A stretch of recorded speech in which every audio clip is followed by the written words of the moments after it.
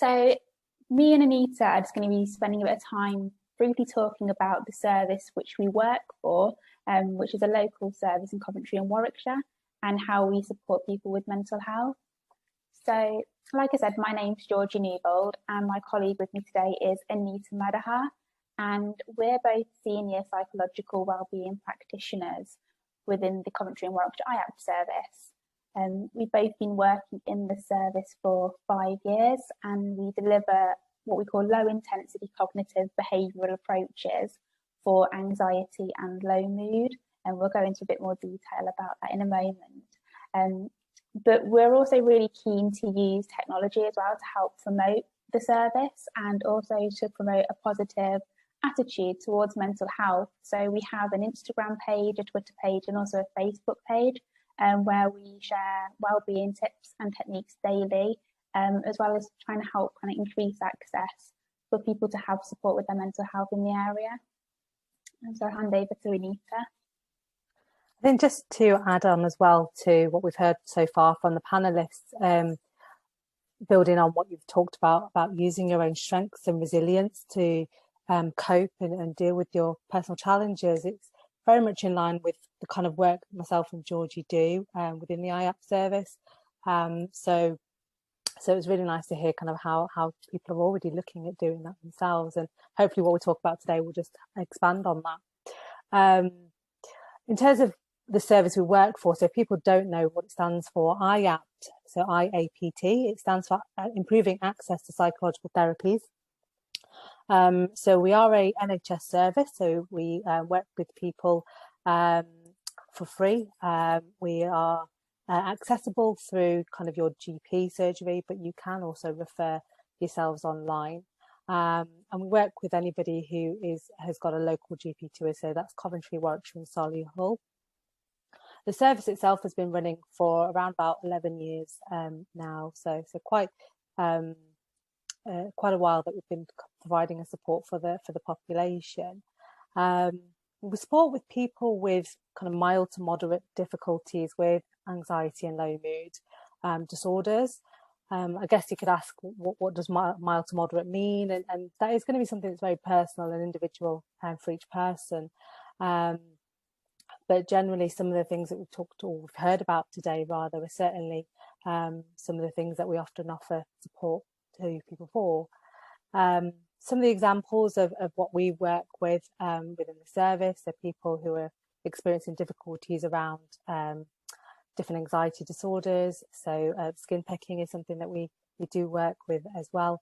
Trichotillomania, so hair pulling, social anxiety, health anxieties. We work with kind of panic disorders or panic attacks, phobias, stress, whether that's work-related stress or kind of exams, studies related, and depression and low mood as well. So a lot of some of the things that have been covered today by the panellists. In terms of the kind of support that we offer, so we offer a range of different therapies across the whole service. So that's including primarily cognitive behavioural therapy and counselling for depression. So cognitive behavioural therapy was one of the therapy approaches I believe Liz mentioned about as well. So that's kind of a very practical approach to therapy, looking at strategies to help deal with anxiety and depression disorders. The way that it works is by helping people to understand kind of their experiences with anxiety and low mood, what kind of unhelpful cycles or patterns may have developed that are kind of maintaining their difficulties, and then kind of looking at developing strategies and building on their resilience to help deal with those unhelpful cycles more helpfully, help hopefully break out of those cycles.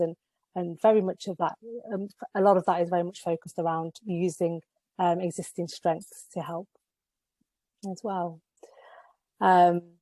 Counselling for depression is the other one that I mentioned, is a more kind of explorative approach. So having a space to talk around people's difficulties, kind of the emotional impact that people's difficulties might have, challenging experiences that they're going through.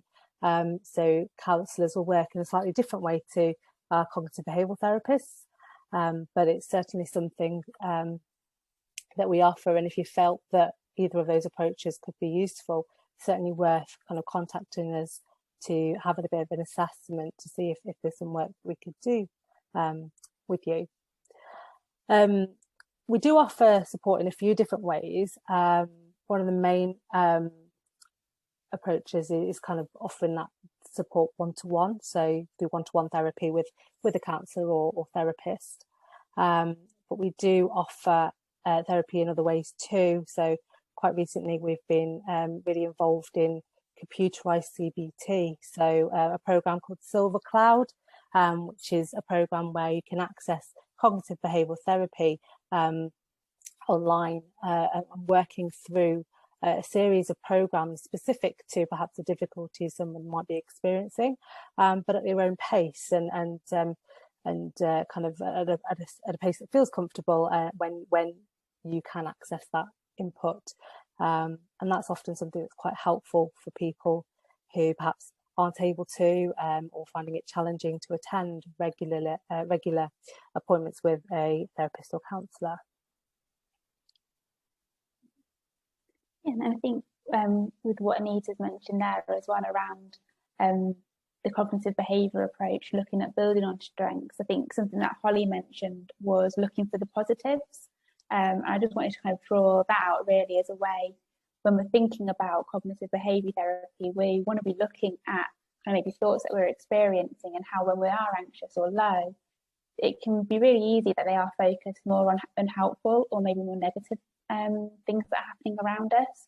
So even just making that shift to try and focus more on the positives, no matter how small they might feel or how small we might consider them to be, just starting to build our awareness towards them can be a really good first step at starting to just switch that mindset and help to kind of challenge some of those more negative or unhelpful thoughts.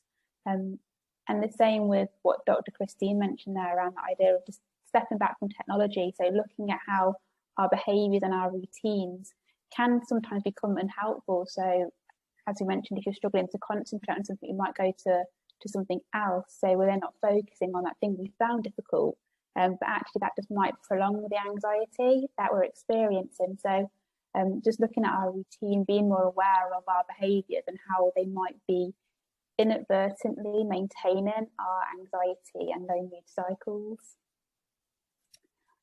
So yeah, if you wanted kind of to access the service for any support, we are available online, so you can self-refer to IAPT. The only criteria that we have really is that you're over the age of 16 and that you're registered with a GP in the Coventry and Warwickshire area or Solihull area.